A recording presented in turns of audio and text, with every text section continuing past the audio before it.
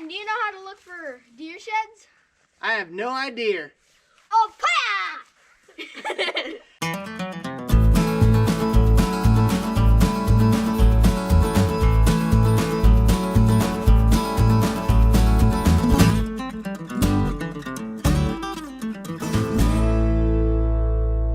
Hey, welcome everybody to another episode of No Idea, where I am out here with Aiden and Audrey and their two best friends, Kyler and Lakin. We're gonna look for some sheds, so why don't you just come along with us?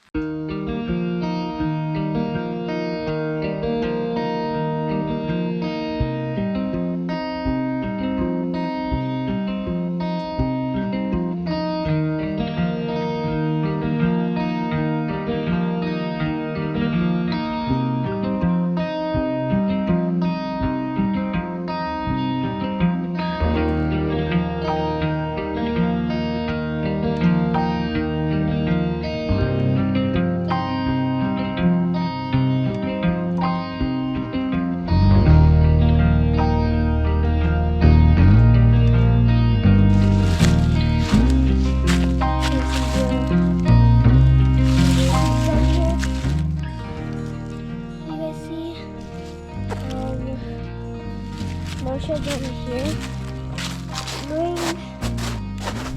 Keep following him. I don't want to get lost. What do you got? What?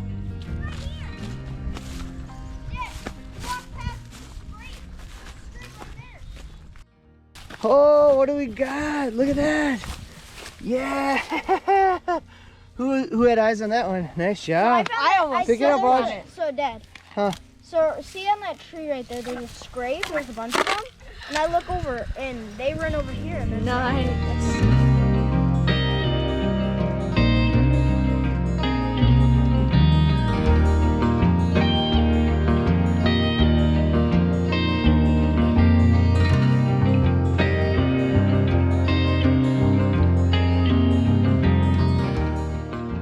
To everybody, an owl pellet. An owl pellet is poop from an owl, and usually it's like a hairball, but what's inside of it is a bunch of bones. This bone. Oh, look at that bone. You see it? Where does it go? There it is.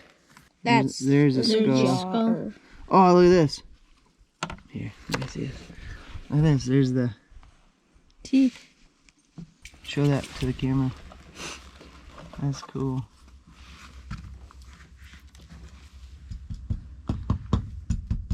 It is April 5th. I believe it's 72 degrees right now. It's supposed to get a high of 77. And we started this shed hunting episode back in March when there was still some snow on the ground. And we had some good luck finding one shed. And so I'm out today. And I just kind of wanted to hang out and share some tips and tricks to shed hunting to help all of you that want to get out and do some shed hunting. So here you go. This is you're gonna hear it all here. Every trick that you need to have a successful shed hunt. Here's the tricks. Okay, ready? There are no tricks. There are no secrets. It is pretty much all luck. You're lucky, and you need to put a lot of miles on your hiking boots. That's how you're gonna find sheds. One tip, couple tips that might help you a little bit. If you walk fence lines where deer are gonna jump over fences, that jarring might knock some antlers off. If you find their bedding areas, because oftentimes their bedding areas are in some thick stuff and they might hit their antlers on some branches, that too might break them off. I'm gonna walk some fence lines around this field because this is a really great field where deer come from over there, especially up in there. Some bedding areas over there, and they come through these fields out into the cornfields for feeding as well. So I'm gonna walk these.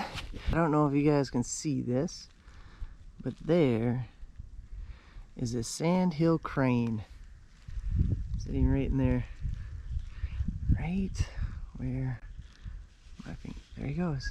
He's kind of moving, you see him? That's pretty cool. Now, I believe you can, what do they call sandhill cranes? Something like they're the fillet in the sky. They're supposed to be really good, but here in Wisconsin you can't shoot them. I know that for a fact. You can't shoot them. Oh, cool.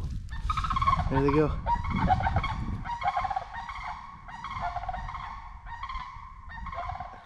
That's pretty cool.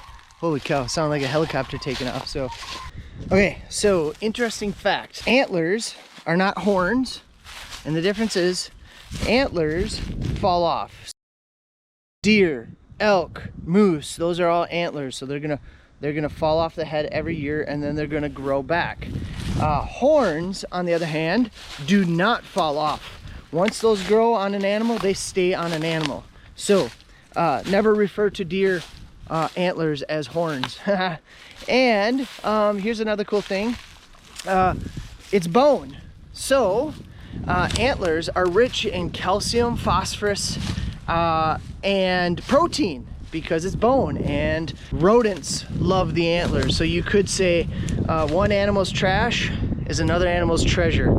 So squirrels, mice, and especially porcupine love to grab up the antlers that are shed every year because, once again, they too need those nutrients that are in sheds. But sheds also help rodents with their teeth, keeping their teeth sharp. It's never too late to shed hunt. You'll find sheds, if they haven't been touched with rodents, you'll find year-old sheds.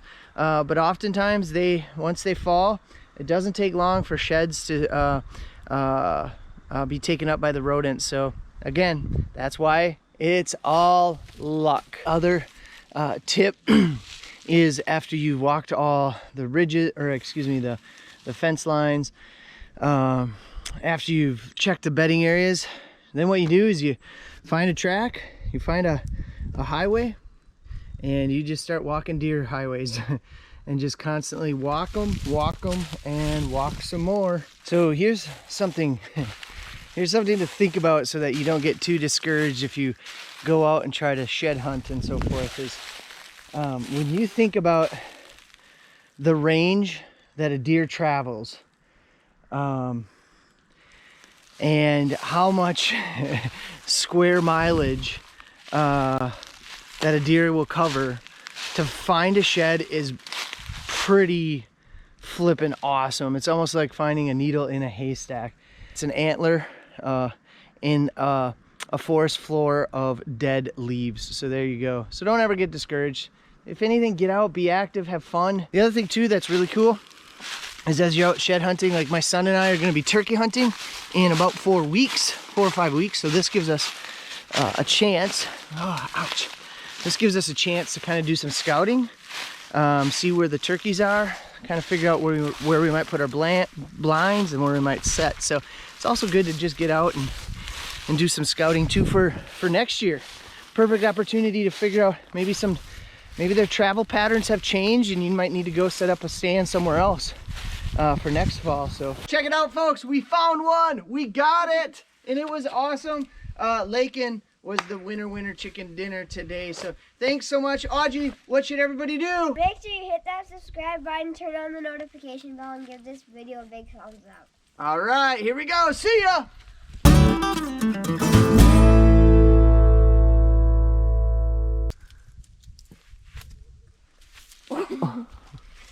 Ew.